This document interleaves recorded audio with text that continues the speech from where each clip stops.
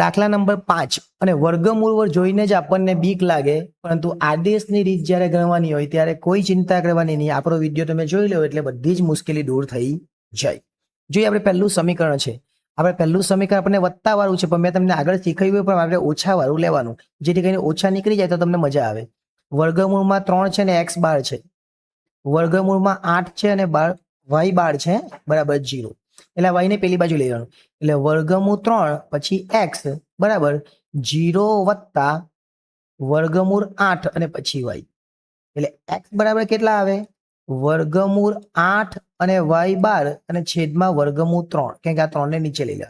આ x ની value આવી. એટલે વર્ગમૂળ 8 ના છેદમાં વર્ગમૂળ 3 ને y આપણી પાસે છે. આ કોની વેલ્યુ આવી? x ની.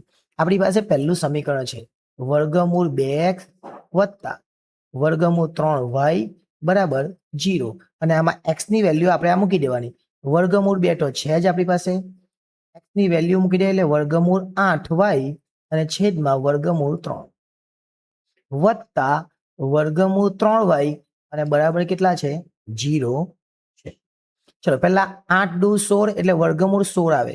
વર્ગમૂળ 16y અને છેદમાં વર્ગમૂળ 3 વત્તા વર્ગમૂળ 3y બરાબર કેટલા આવે?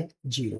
હવે આ 3 ને લસા લેવાનો છે આપણે, એટલે આ 3 નો લસા લે એટલે શું આવશે? આ y ને બહાર કાઢ્યો તો લસા લઈ લે આપણે, જો કેવી રીતના કોણ. લસા કેટલો આવે? વર્ગમૂળ 3. અને તો વર્ગમૂળ 16y છે જ, પણ આને 3 આપવાના એટલે કેટલા થઈ? વર્ગમૂળ 9y થયા. અને આ બાજુ કેટલા થઈ ગયા? 0. એટલે 16 ને 9 નો સરવાળો નહીં કોનો, આનું વર્ગમૂળ કાઢવાનું. 16 નું વર્ગમૂળ કેટલું? 4, એટલે 4y. 9 નું વર્ગમૂળ કેટલું? 3, એટલે 3y. આ વર્ગમૂળ 3 છે એનો 0 સાથે ગુણાકાર કરી દેવાનો, બરાબર, એટલે 0 જ થઈ જવાનો. 4 ને 3 કેટલા થઈ ગયા? 7y. એટલે 7y બરાબર કેટલા આવે? 0. 7y બરાબર કેટલા આવ્યા? 0. એટલે y બરાબર કેટલા આવે? 0 ના છેદમાં 7, એટલે y બરાબર 0 જ આવે. ઓકે, હવે બીજી રીતે તમે કર્યું તો બી ચાલે, પણ y બરાબર આવવો કેટલો જોઈએ? 0 આવવો જોઈએ. ચલો y બરાબર 0 આવી જાય પછી તમારે શું કરવાનું છે? આ y બરાબર 0 અહીંયા મૂકી દેવાનો. એટલે x ની કિંમત આપણી પાસે છે x બરાબર વર્ગમૂળ 8y અને છેદમાં વર્ગમૂળ 3 છે. તો વર્ગમૂળ 8 લખ્યું પછી y ની જગ્યા પર 0 લખવાના અને છેદમાં વર્ગમૂળ 3. 0 નો કોઈ બી સંખ્યા સાથે ગુણાકાર એટલે 0 જ થાય અને છેદમાં વર્ગમૂળ 3, અને વર્ગમૂળ 3 ને 0 વડે ભાગી કાઢી, 0 ને વર્ગમૂળ 3 વડે ભાગીએ એટલે એનો જવાબ બી કેટલા આવે? 0 જ આવે.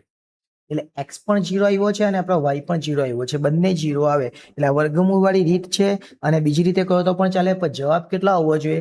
0 જ આવવો જોઈએ. બંનેનો આન્સર એ 0 આવવો જોઈએ, તો દાખલો સાચો